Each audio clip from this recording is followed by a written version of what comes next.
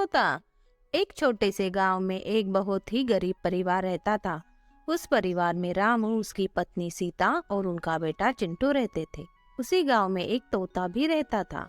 उसका नाम रघु था। तोता बहुत ही चमत्कारी था। वो जहाँ भी जाता वहाँ किस भी चीज की कोई कमी नहीं रहती थी।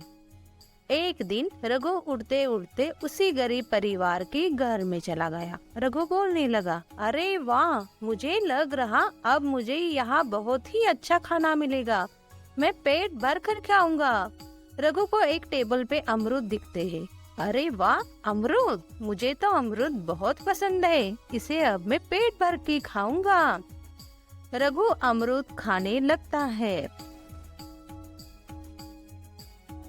में ही सीता रघु को अमरूद खाते देख लेती है। उसे बहुत ही गुस्सा आता है और वो रघु को वहाँ से भगाती है।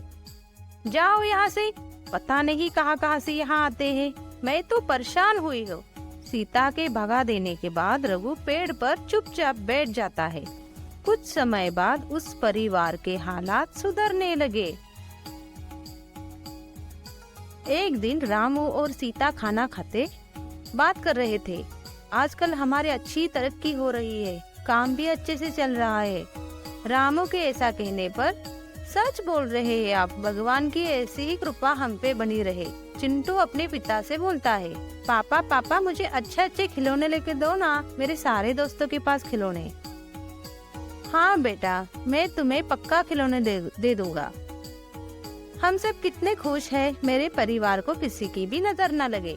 घर में एक तरफ खुशी का माहौल था तो दूसरी तरफ किचन में रघु अमरूद खा रहा था। वाह, मजा आ गई, अमरूद खाने की मजा आ गई। कुछ समय बाद सीता किचन में आती है। रघु को अमरूद खाते देख उसे बहुत ही ज्यादा गुस्सा आता है। रघु को बाहर निकालने के लिए उसने पिंजरे में अमरूद रख दिया। जैसे ही रघु पिंजरे में जाके अमरूद खाने लगा, वैसे पिंजरे का दरवाजा बंद हो गया और वो वहाँ फंस गया।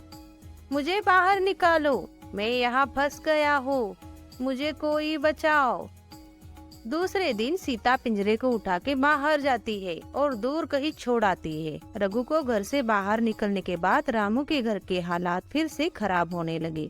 रामू को अपने काम में बहुत नुकसान हुआ। ऐसा कैसे हुआ? आज अचानक इतना सब कैसे बदल गया? अब तो सब कुछ ठीक था।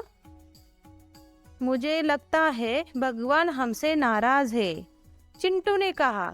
अब मुझे खिलौने नहीं मिलेंगे, और रोते रोते ही वो घर से बाहर निकल गया। फिर कुछ दिनों बाद रघु फिर से रामू के घर में आता है। मैं फिर से आ गया, मैं फिर से घर आ गया, अब मैं बहुत अमरूद खाऊंगा। रघु सीधे किचन में जाके अमरूद खाने लगा। कुछ देर बाद फिर से सीता वहाँ आती है और रघु तोते को देखकर बोलती है, ये तो घर में इतनी परेशानी कठिनाई है, इसमें ये तोता भी मुझे परेशान कर रहा है। सीता रघु को वहाँ से भगाती है। रघु फिर उड़ के एक कोने में छिपता है। फिर कुछ दिनों बाद रामू के घर के हालात पहले जैसे ठीक होने लगे। उसका काम भी ठीक से चलने लगा। एक रात जब रघु तोता अमरूद खा रहा था, तब फिर से उस पिंजरे में फंस जाता है। इन लोगों की आखिर परेशानी क्या है जो एक तोते को शांति से अमरूद भी नहीं खाने दे रहे? मैंने क्या चोरी की है क्या यहाँ? बस अमरूद ही तो खा रहा हूँ। इतने में रामू किचन में आता है और रघु तोते को पिंजरे से आजाद करता है। ये तोता भी कितना जिद्दी है, बार बार घर में आता है। जैसे ही रामू ने तोते को छोड़ा, वैसे ही दूसरे दिन से उनके घर के हालात फिर से बिगड़ने लगे। रामू को फिर से काम में नुकसान हुआ। किसी को भी समझ नहीं आ रहा था कि आखिर यह हो क्या रहा है। रघु घर में आया तो हालात ठीक होते हैं और उसे बाहर निकलते फिर से हालात बिगड़ने लगते हैं। एक दिन सीता रघु आने जाने के समय पर ध्यान देती है। ये तोता जब भी घर आता है तब घर में सब कुछ अच्छा होता है, और जब ये बाहर चला जाता है तो घर के हालात बहुत खराब होते हैं। ये तोता कहीं जादुई तो नहीं ना?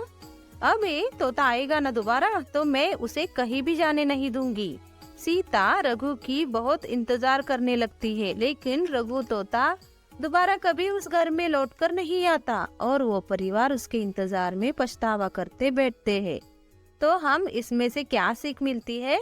हमें कुछ चीजों का महत्व तब समझ आता है जब वो हमें छोड़कर चले गए होते हैं।